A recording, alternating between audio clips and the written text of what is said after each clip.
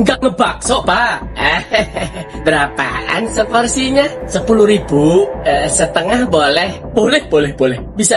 Ya udah, bikinin. Oke, siap. Dibungkus apa dimakan di sini, Pak? Dibungkus aja deh. Saya mau jalan lagi. Oh, iya.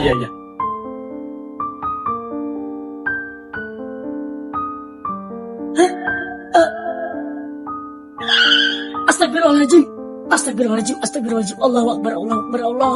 Astagfirullahaladzim. Allahu la ilaha illallah.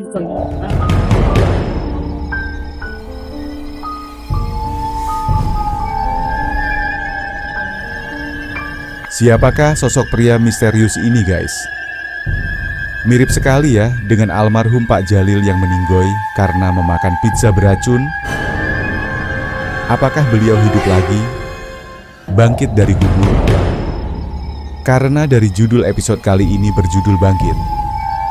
Tapi apa iya sih? Atau jangan-jangan beliau ini termasuk keluarganya? Adik kandungnya misalnya yang pulang merantau atau baru datang dari kampung. Nah, kalian bisa tebak siapa nih kira-kira?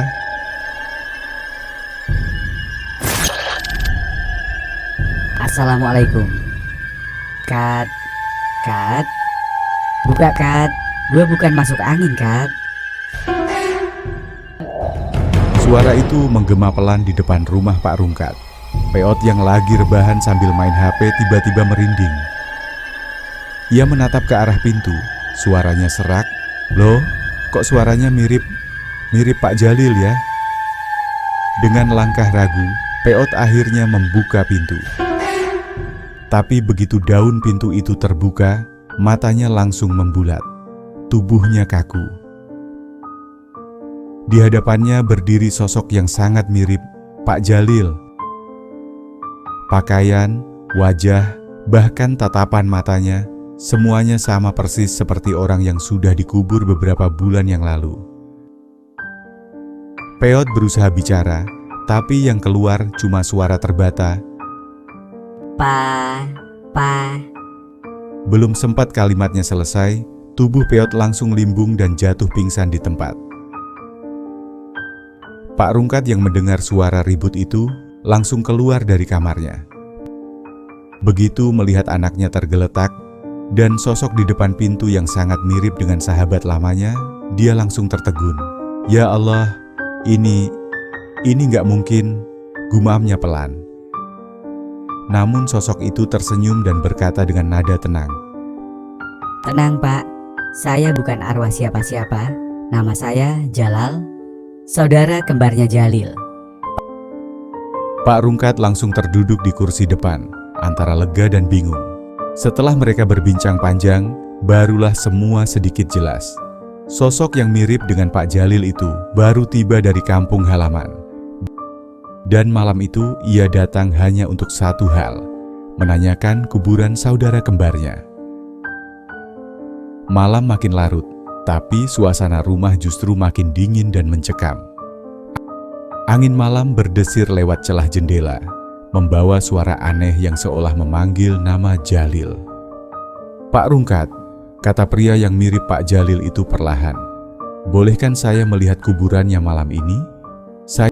Saya cuma ingin tahu, apakah benar dia sudah tenang di sana? Pak Rungkat menelan ludah, tapi tak bisa menolak. Akhirnya, dengan senter kecil dan langkah berat, mereka berjalan bersama menuju makam di belakang rumah. Di sana, Pak Rungkat mulai menceritakan bagaimana dulu malam tragis itu terjadi. Malam di mana Pak Jalil dinyatakan meninggal karena makan pizza beracun. Tapi baru beberapa langkah di depan makam itu, sesuatu terasa aneh. Tanah di sekitar pemakaman Pak Jalil tampak seperti baru saja digali, dan di bawahnya tampak jejak telapak kaki yang basah.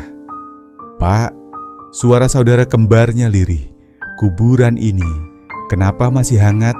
Seketika angin berhembus kencang, ranting bergoyang, dan dari arah belakang terdengar suara langkah berat mendekat perlahan. Pak Rungkat menoleh, tapi yang terlihat hanya kabut tebal dan bayangan samar menyerupai seseorang berdiri di balik pohon pisang. Jalal menatap ke arah itu, napasnya tercekat. Bayangan itu menatap balik dan tersenyum. Senyum yang sama persis seperti miliknya. Kadang, rasa bersalah bisa hidup lebih lama daripada orangnya sendiri. Pak Rungkat akhirnya menyadari bahwa beberapa kesalahan tidak bisa dikubur begitu saja, sekuat apapun kita menutupinya. Dan mungkin, malam itu bukan arwah yang datang menagih, tapi penyesalan yang akhirnya menemukan jalan pulang.